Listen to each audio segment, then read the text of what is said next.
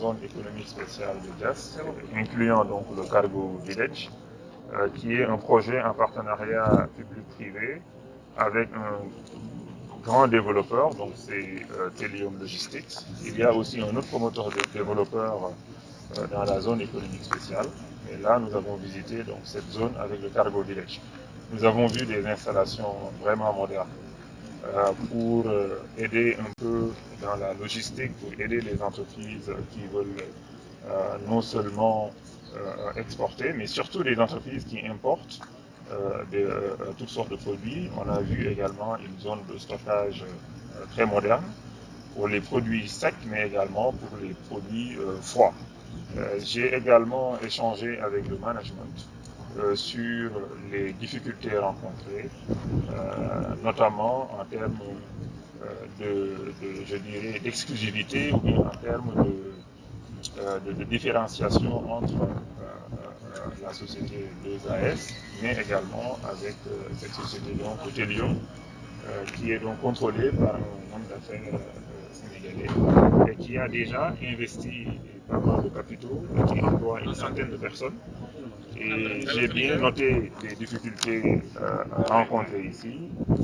J'ai demandé au service donc de préparer en tout cas une note détaillée pour qu'on puisse échanger au niveau approprié, surtout au niveau interministériel, pour voir un peu comment soutenir cette zone économique spéciale de Diass, surtout dans le cadre de la relance de l'activité économique. Une zone économique spéciale, surtout qui est dédiée à l'export, ne peut que contribuer à l'augmentation de l'activité économique nationale, donc l'augmentation de la valeur ajoutée chez nous, mais l'augmentation aussi de la création d'emplois.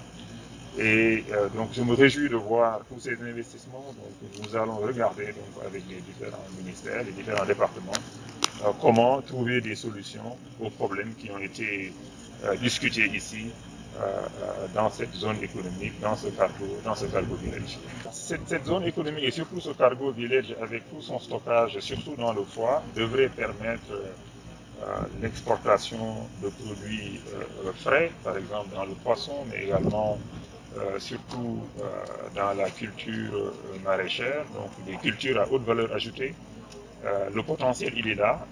Il faut simplement qu'on travaille ensemble pour un peu résoudre les problèmes que cette zone rencontre, que ce cargo village rencontre, que nous avons bien noté. Ce que nous espérons aussi, c'est que dans le futur, cette zone économique spéciale puisse attirer des entreprises qui peuvent être dans l'électronique, par exemple, dans l'exportation, donc via le fret aérien. C'est ça l'importance d'être collé à un aéroport international comme AIBD. Et tout cela nécessite des incitations, nécessite qu'on puisse attirer des acteurs économiques dans ces différents secteurs, nationaux surtout si on y arrive, mais aussi internationaux, avec l'accès au financement, surtout au financement pour de nouvelles entreprises qui pourront s'installer dans cette zone. Nous remercions bien Monsieur le ministre parce que depuis le début de Covid ou bien même avant, il a un esprit d'ouverture. Il a reçu l'ensemble du secteur privé. Aujourd'hui, s'il est en train de faire le tour de l'industrie et des zones parcs industriels et des zones logistiques, c'est pour aller voir la réalité. Et donc c'est important, en le connaissant, c'est une personne très active. Et donc vraiment en venant ici et tout ce qu'on a passé, ça me montre deux choses. D'abord, les collectivités locales, ils ont la responsabilité de développement d'abord, parce qu'aujourd'hui Volkswagen, qui est l'une des premières constructeurs mondiales, le premier actionnaire c'est la collectivité locale. Donc au deuxième, c'est venir ici logistique. Vous savez bien que logistique, si on ne le gère pas, il peut être même double du prix, il peut être même plus de 2% du prix. C'est pour cela que vous voyez quelqu'un qui coûte 100 francs et après on le dit à la vente c'est 250. Si vous calculez, la plupart ce n'est pas des taxes de l'État, mais c'est la logistique qui n'a pas été bien gérée.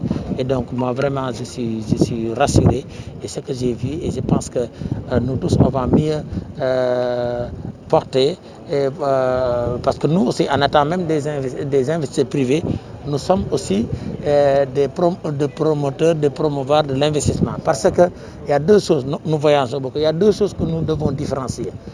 Je pense que accueillir un investisseur étranger qui vient ici pour investir, pour créer de l'emploi, pour faire des usines, ça c'est nous tous, en tout cas moi de mon côté personnel, nous l'encourageons.